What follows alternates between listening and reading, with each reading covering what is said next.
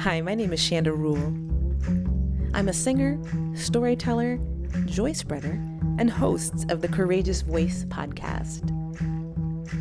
The Courageous Voice podcast gathers and shares stories from artistic folks around the world and their journeys through fear, courageousness, and creativity. Join us and get inspired with me as we chat about learning to befriend and walk with and past our fears to share our voices courageously with the world. Hello and welcome back to the Courageous Voice podcast. My name is Shanda Rule. I am super excited to be with y'all as usual. And today, wow, I am introducing the fabulous Anana Johari Harris Parris. Welcome, welcome, welcome. Thank you so much for having me. Oh my gosh, we have been literally giggling because we haven't seen each other Nonstop. for like 20. Oh my gosh, can I say how many years? You can, feel free. Yeah. Okay. Yeah, it's been about 20 years, almost. Yeah. No. Mm-hmm. Oh my God, maybe like the almost was on the 30 ends. I think so. I'm in denial fully, but I believe you're right. Oh my Right. goodness. It's 1992. Yeah, and when we were done at 96, yeah? Yes. Mm-hmm. Oh my God. Oh my God. Yes, it's been a minute. It's been a minute. We have both been stalking each other through social media and keeping up with one another.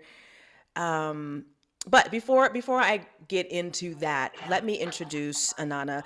She is a self-care activist. She's a mom. She is a CEO, dancer, writer, content creator. She is the founder and CEO of the self-care agency and the Sister Care Alliance.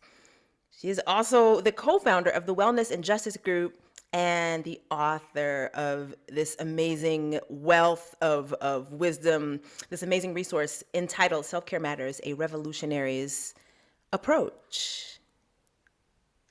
Listen, I was trying to figure out how to introduce you because your bio is like pages of juiciness, right? And I'm like, okay, how am I going to get to the nitty gritty? And I tried to narrow it down to self-care activists because my first question to you is going to be like how you are juggling, how are you managing the allness of this and running your family? Well, I will comfortably say it does not happen well, right? It does not happen perfectly.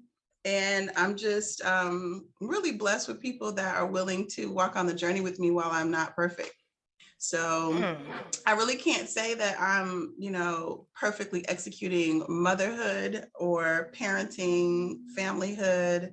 I can't say I'm perfectly executing COO, CEO, or COO land.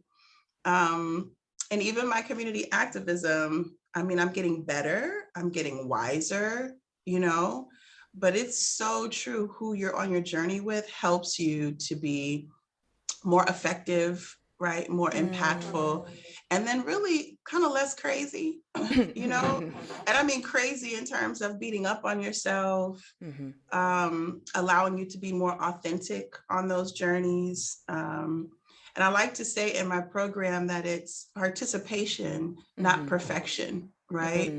And so I just feel like as long as I'm participating as a CEO, as long as I'm participating as a COO, as long as I'm participating as a mom or an author or a dancer, as long as I can integrate who I am, because I'm not a segmented or compartmentalized being. Oh my goodness, yes. I just so happen to be all those things. But in a commodified world, right?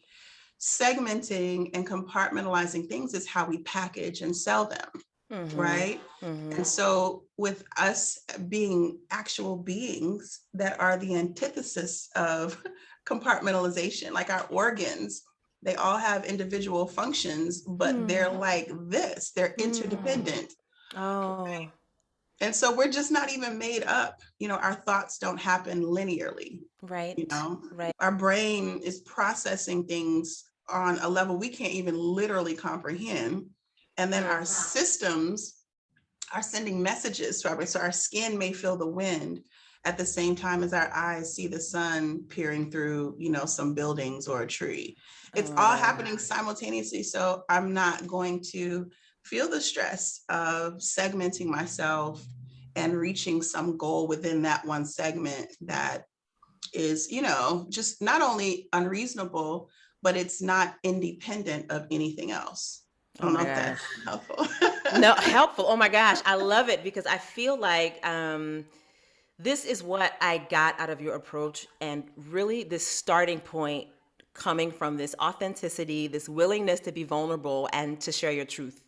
And Yeah. so I think that was perfect. And then there was something else that you're talking about, this participation, which is so Participation, interesting. not perfection. Yeah. Yes.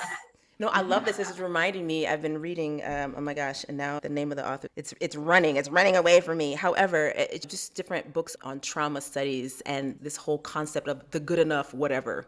Like Yeah. if this person is the good enough friend, the good enough parent, the good enough Right. blah blah Right. blah. So it's kind of reminding me of that. Hmm. I love it. I love it. Yeah. And then the other thing that's coming up when you're saying that you're participating is that it's not done alone, that you're in community and the importance of that, which is great. Yeah, that is real wellness. I mean, unless you have something going on psychologically Mm-hmm. where being around others triggers things that make it difficult for you to really enjoy life. Yeah. For the most part, that energy when the environment and the people are feeding your needs. Mm. I talked about the idea of proximity and being more aware of proximity, like even Zoom virtually, just being in proximity to you. Like Yeah. seeing our faces on the same screen is giving Yeah. me something in the social category, but it's also triggering things spiritually, emotionally, even artistically, Yeah.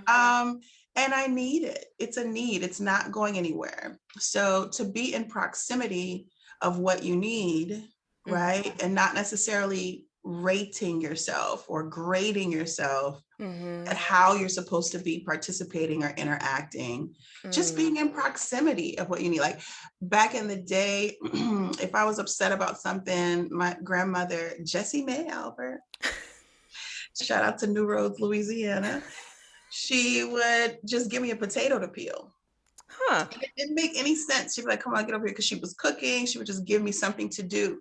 But being in proximity to her, she would just have this steadiness, Hmm. right? She's peeling a potato. I'm peeling a potato. Like, but after a while, I'm like, oh, well, let me join a little bit of the rhythm because what else am I going to do? Just sit up here and worry and stress and be an upset little 11-year-old, right? But Hmm. that was one of my first lessons about just being in proximity. And that's a cultural thing, right? Yeah. It's not Yeah. labeled. It's not,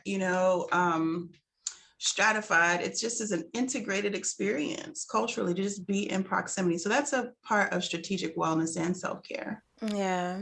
Now you're talking about this concept of need, and that was something that really stood out to me while I was reading your book. So I'm still Yeah. reading it, but this is something that has come up again and again since reading this in my journaling is being able to differentiate between need and want. Come I on. mean, can you talk a little bit about this because Yeah. I'm still vacillating. I'm like, do I really need this or do I want this? I don't know. Yeah. Talk to me about this and some strategies for differentiating the two. Yeah. I love that you asked me that because it's kind of the core. And the fact that we question it is a Hmm. part of what we have to decontaminate ourselves from, right? Okay. The fact that we're questioning, do I need this or want this, right? It's okay that we are analytical, that we're Hmm. trying to practice being strategic about things. It's not okay for the doubt to be a part of it. Hmm. It's Okay. kind of like saying, do I need orange juice or milk? Hmm. And Okay. stressing about it, right? Okay. Do I need one or the other? Where's my need? And really the answer is not in the choice between the two. The answer is in you, Hmm. right? So for instance, if I say I need water in the morning, but I want coffee, I don't drink coffee. Okay. Okay. I remember asking my dad, I was like, Daddy, are you drinking water? He was like, yeah. I said, well, I said, well, are you sure? He was like, yeah, I have my pot of coffee every morning. He was like, there's water in it. So if you spend time kind of hyper focusing on the content as opposed to what's going on in you. So for one, he has a need. It's emotional. It's not just a physical need, right? Mm-hmm. His emotional need includes the caffeine, right? As well as the physical need. And so emotionally in his mind, he is programmed to believe that if I don't have this coffee, I'm not going to have a good day. Okay.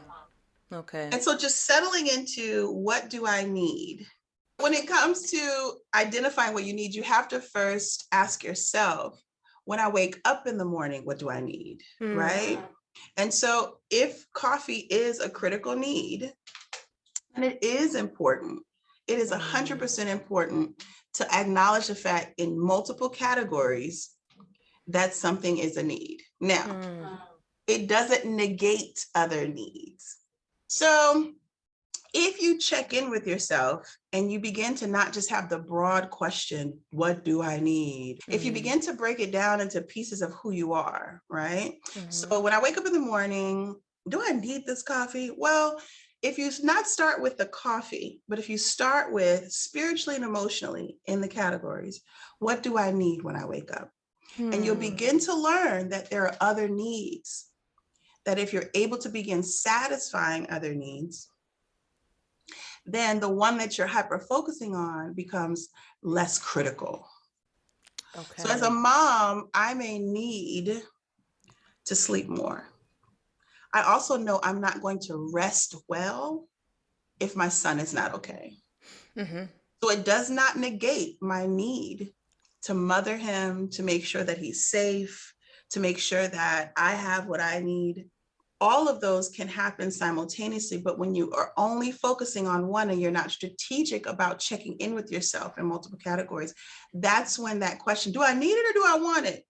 You're misfocused. Does that make sense? It does make sense. So it's what you're focusing on. It's not whether or not the question needs to be there.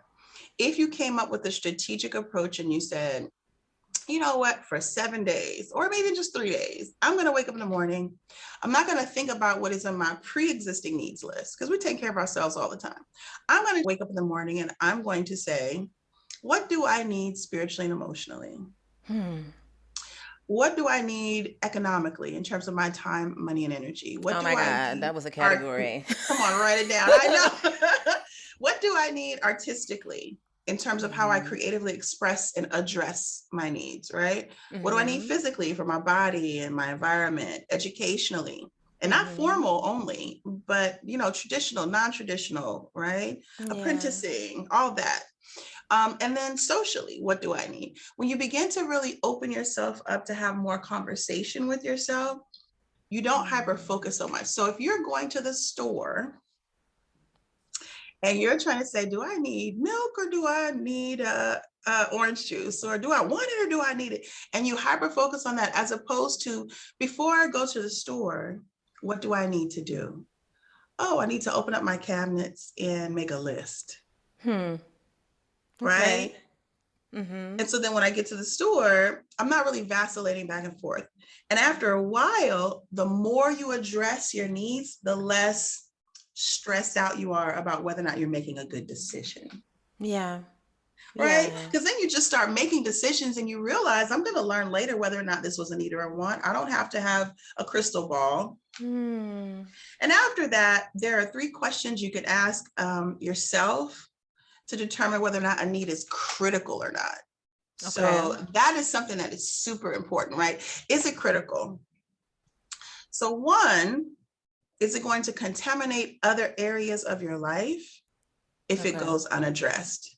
2, is it going to get worse the longer you ignore it? And then 3, will it eventually go away? On its own. On its own. Right? So I like to use the analogy of having to go to the bathroom. So you go to an event and the beautiful Shanta is singing. and you're in the front row. And she is on her last song. Shout out to you. Okay.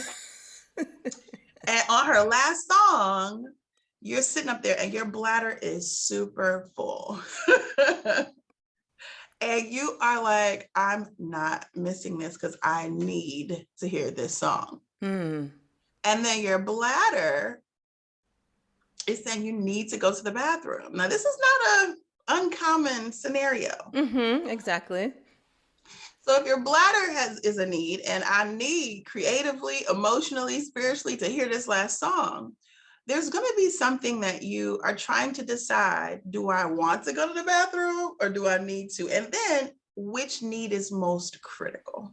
If my bladder is actually not very full, I'm going to listen to you because I have a greater critical need to say that I got fulfilled. Because before coming to hear you sing, I really have been feeling spiritually low. And your voice and your singing reminds me that there's something greater than me.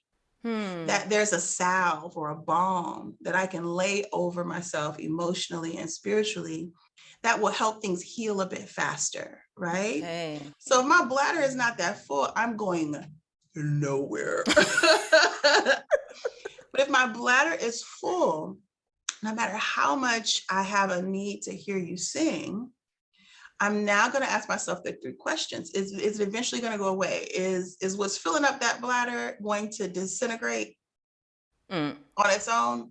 No. If I continue to ignore it, will it contaminate other areas of my life? Well, one, yeah, because your other organs are going to get impacted. The floor of the performance arena might get impacted, right? Okay. And then, is it going to get worse? Is it going to continue to damage other things? Yeah. So do you see what's happening? What's happening is we're conditioned to first stress about making the choice. And then we're conditioned to not begin our days with checking in with our most critical needs. And so then you're kind of walking around dehydrated. Dehydrated from addressing what you need. So everything that you're trying to decipher between is based off of this kind of on the edge of your seat. Is this the right decision? And that's just not a healthy place. I love that you use that analogy. I remember my very first therapist, and we had this problem because I noticed that I just wouldn't go to the bathroom, right? And she was just like, wow, you know that you need to go. And I'm like, oh, but this person needed this person needed that. And there was a complete disassociation with a physical need. And according to what you have just outlined, yes, this was affecting my body, but completely disassociated from it. But it's a muscle. Like all you have to do is start practicing, asking yourself, what do I need? Is it critical? And what happens is part of the muscle, it's a little weak like any muscle, but it can be strengthened just like any muscle. So when you get to the place where you begin to take these baby steps, where you realize, I'm going to have to step away and I'm going to have to find a way to emotionally find the peace. You're not going to get it right away. Okay.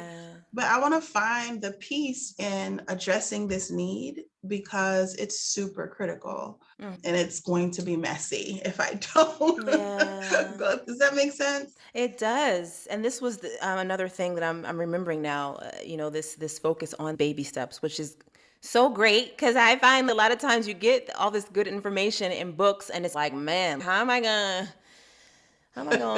do this? And then get to like chapter 2. Exactly. So, oh my goodness. Okay, so tell me this. I did not know about sister care. Yeah, sister care alliance. How does this relate to self-care? I'm just assuming that it does. Well, I spent 7 years running a law firm, and we focused on civil rights, personal injury, and other areas of the law. But what I found was that there was, even prior to that, I was doing a lot of community work. But I found that there was this network that I had of sisters, just like the rest of us, where when something is wrong with someone, we know somebody. We just make a call and be like, listen, there's somebody here who's serious about getting better, just really hit a hard time. Do you know this information? Can you give me that information? Or can you assist? Can you meet with this person? And I did that on a regular basis. It just increased while I was running this firm. And it got to the place where I said, I want a souped up version of that. I want to really get to the place where I established an organization where we were a network of sisters that not only believed in social justice, but self-care as a form of social justice. Because I also realized that those who I would call, that they were falling apart, right? That they were being sacrificial lambs to the movement, and they did not have a strategic approach to taking care of themselves, and they were literally on a path of burnout. So I've got someone in actual immediate crisis, and then I have someone on the other hand who's a conduit to help, and they do not have any strategies for being able to take care of themselves so that they can continue to be conduits of support and help. Okay. So that's the origination of the Sister Care Alliance. It's a lot of attorneys, activists, stay-at-home moms, nurses, physicians. And we have a pretty broad network, some underground, some above ground, and we assist with women and families who are in crisis. And we are just the bridge to actual long-term support. So there are organizations that we partner with that provide the case management, the long-term support. So whether domestic violence is an issue, whether a family's house has burned down, during COVID lockdown, there was a family living in a car with young children, and they didn't have any gas. And so it was in the wintertime, and it was just a massive crisis for them. But it was also COVID. So what we had to do to really make sure they had help was solely dependent upon partnerships like Dignified Diva and other organizations that do all types of crisis support. So in addition to that work, we established official self-care days. We wrote the proclamations, partner with local entities, and we do strategic self-care training, human trafficking survivors. We work with organizations that need this specific programs training. And then a lot of the underground work is really just making sure that there are safe places, safe organizations when things are going on. Because believe it or not, there are women who are in positions in the public eye. They can't go to community-based organizations because of the repercussions on their professional careers. And sometimes that's used as a weapon by their mate, who knows that either the embarrassment or the negative PR would damage their ability to make money, take care of their children. And so there's a lot more need for organizations that don't have to write names down and make public and promote and parade who they're helping just to justify grants. And so we do that type of work as well. Wow. Talk to me about the step into doing this work, because I know it was more than one step. There were baby steps, but what was the impetus of, oh, okay, this is something that I need to do, and this is revolutionary, because that's actually part of the title of your book. Yeah, thanks for asking that. I had done a lot before I was inspired to get into this work. And this is before even the term self-care was popularized. So I'd done a lot of community work. I had been in business development. So I could write a business plan with my eyes closed. I could organize a community event or even around a particular issue.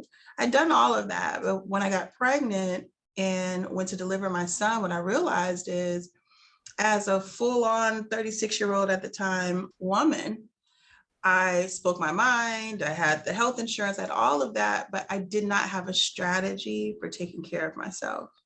I wasn't strategic, I was random. And when I got to the delivery, it was really a lot of skipping over what my voice said, like what came out of my mouth, which was that the epidural wasn't working. And I didn't have an advocate, I didn't have a doula. I had family there, but they were nervous because it got to a point where the baby coded pink, so the heartbeat stopped. Wow. So in the rush of that crisis, they did not hear that the epidural didn't work. And so they took me to the OR and they performed the C-section anyway. Oh yeah. My God.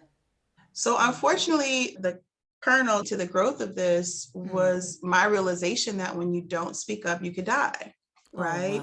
When you don't speak up, you could be traumatized beyond belief. And unfortunately, even though I was laid in the OR, they were prepping me, and I took the oxygen mask off and I said, anesthesiologist, hey, I can still feel.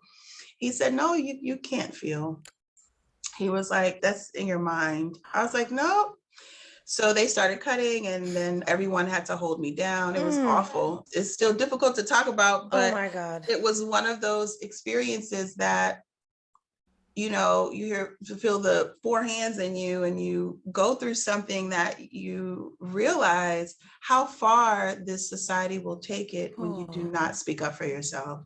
Okay. You could not have paid me to believe that that was even possible. Wow. But unfortunately, it's happening all over the world. And when you don't speak up, that is the ultimate form of investigating a need, right? Is to allow what you see about yourself as a need, to respect the internal alarms, to have them be unfiltered, Wow. right? In an environment that allows you to say things, even when you don't know really, because I never had a baby before. So I really didn't have a way to gauge severity. I didn't have a 3 criteria for how bad could this get. I had no frame of reference. And so that's what ended up happening. And it was awful. It was awful. And then I had to recover from it. So what I did was, prior to that delivery experience, is I had so much knowledge about how to be a community activist, how to be organized and strategic, how to come up with strategic plans. And I realized, oh no, this will not do. As I felt and thought about my ancestors, at least not all the way back, but just in the States, the enslaved Africans who, if you were pregnant, they would dig a hole out in the ground so that you can lay and have your belly in it, just to whip you properly so it didn't damage their cargo. I thought about the actual physical trauma, generations of it. Yeah. And now I was like, oh my gosh, we are supposed to recover from this. We're supposed to function. I was required to breastfeed my child after going through what I just described to you all. I was required to allow everyone to celebrate him surviving while I had not fully processed it, but it was such a common experience. Now, when I speak about it, this is common. This happened in 2010. I started writing my book in 2011, and I launched the first Self-Care Day proclamation in 2011 in the city of Atlanta, Georgia.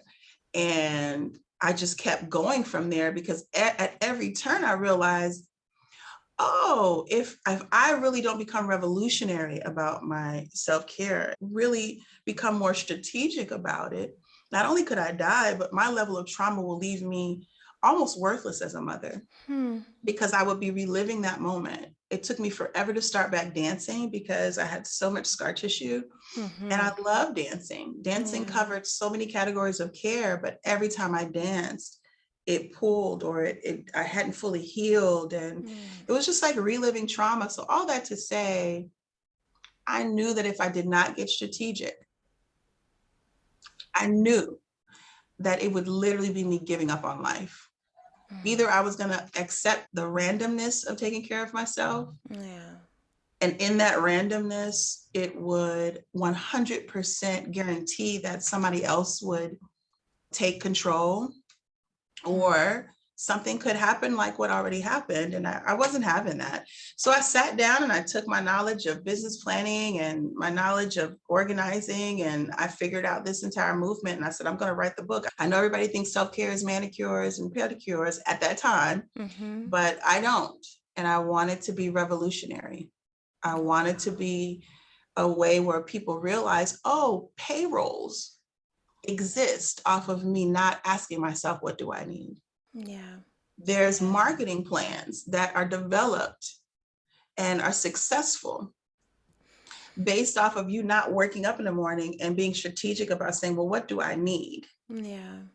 Right? And so when we started with Sister Care Alliance, I started teaching the framework. I had all kinds of leaders call me angry, because the environment and the format they created was for everyone to be sacrificial lambs and to not voice their opinion and to not take baby steps. So that's really what created the fire in me. And I just haven't stopped. I haven't stopped. And you'd be shocked at how upsetting this movement is to some people. And now it's more popularized, but it was not popularized back then. It was not welcomed. It wasn't accepted. Oh my goodness. Oh my goodness. Well, I'm glad that you are doing what you're doing, and thank you for sharing your story. I am like, Yeah. wow. Ugh. Yeah. You know, every time I share it, people come up to me and said the same thing happened to me. Oh my God. And that's And a part of your voice. You're part of finding your voice is to be around others who are practicing sharing theirs, because being in proximity, that's why people are aggravated with social media, but it is a tool. It's a tool you get to witness. If you're not in proximity, you at least get to witness people practicing and participating in their own liberation every time they speak up about something. Yes. I feel like your story added another layer because you did say something, right? And so I feel like it's another layer because it's easy to simplify this and say, oh, okay, well, only someone who really doesn't speak up for themselves at all will need this. And then you're No. giving yourself and how you set up who you are, how you're moving in the world, and this is Yeah. still happening. So there is definitely this need to be strategic. Yeah, that Wow. strategy is what keeps you from giving up. Oh my goodness. When you decide to become strategic about your well-being, about your wellness and your self-care, being strategic means that you are accepting that everything will not be easy. Random is, well, I'm just going to randomly take care of myself today because I won't face many obstacles. Right? But we know that our environment has normalized low self-care, right? Yeah. It's changing, but holding your pee is normalized. Yes. So many It people don't go to is. the bathroom. And so if you're in an environment that has normalized you not addressing what you need, then it is a different experience for you to say, I want to be random about my self-care, because you're not going to have a fanfare waiting for you when you finally decide to do it. So that's why I love this work, because it opens everyone's eyes. I know after the insurrection in DC, I was invited to do a training with over, I forget, maybe 200 or so judges and lawyers within the US court systems. And it was maybe just a week or so after it had happened, and everybody was trying to figure out, how do we deal with this, because it's never happened, right? And I remember this notion of identifying what you need also coming up. And so there was one attorney during the Q&A session at the end of the training. She says, I just want to talk to you. I've been doing this self-care stuff. She said, I get massages and I do the sound baths and I've done all these things, but self-care, this stuff doesn't really work. So I said, well, I have one question for you. And she said, yeah. I said, before you got your massage, before you did the sound bath, before you did anything that you would categorize as self-care, did you ask yourself, what do I need, before you did it? And she was like, no. I said, okay, well, if you're on a massage table and your bladder is full, do you need the massage or do you need to go to the bathroom? So you can't rely on these categorical titles. Yeah. If you haven't checked in with yourself and you say, well, what do I really need in these different categories?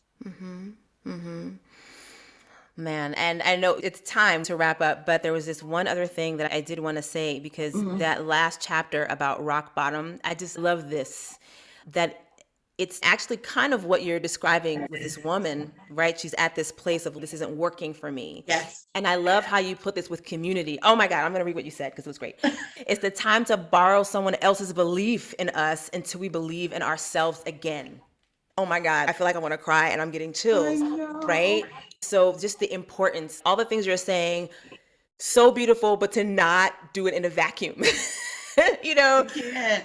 Yes. You can't. That is self-care. And just because the term self is there doesn't mean that caring for yourselves involves isolation. And I do think that it's not necessary to use the term. I promote only strategic self-care. And we could say wellness, you can pick whatever you want, but the bottom line is what you need is what you need. And nobody knows what's in your brain. You know, when I either consult or do trainings or whatever, it's not about what we're doing when you're talking to me. It's about what you do when you're by yourself. That's what is the important thing. What decisions are you making? How are you navigating strategically when you are alone? That's what really matters. And when you begin to start making decisions closer to aligning with what you need, you're actually better aligning with your purpose, because what you need is tied to your purpose. I need my son to be well because part of my purpose is for him to grow up whole and realize his purpose. And if he's not well, I'm not okay. I'm not well. I would have to find a way to get in better aligned with it, but that is part of my purpose and it's one of my needs, and it doesn't involve me isolating myself from him. Oh, okay. This is beautiful. This is a beautiful place to end. I don't want to. I want to keep talking, but you have a need to take a break before your next call. So, listen, where can we find you if we want to keep in touch, if we want to go to one of your workshops, do something online? You can go to selfcareagency.com. If you want to follow my personal journey, because I still have things I'm working on with myself. Then on Instagram, I'm Anana, Johari, Parris, all of those words. But the website is the best place to go, selfcareagency.com. Okay, wonderful. Y'all, please go to Anana's website, to Instagram, check out her book. I don't know where else you can find it. I'm in Europe. I got it on Amazon. I downloaded it. It's on Amazon. It's also on Audible. Awesome. So, and it's me reading it on Audible. Nice. Nice. You can also go to ananajohari.com. Okay. It's a simplified location for everything. And so there's a link to the book on there. There's information on everything. So ANANAJOHARI.com is also a central place you can go. Wow. Thank you so much, lady. Yeah, I was so excited to see your face today. Thank you, me too. All right. Thank you. You're welcome.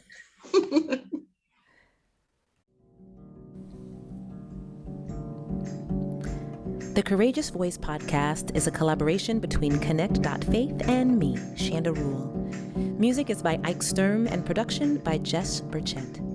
Thanks for listening.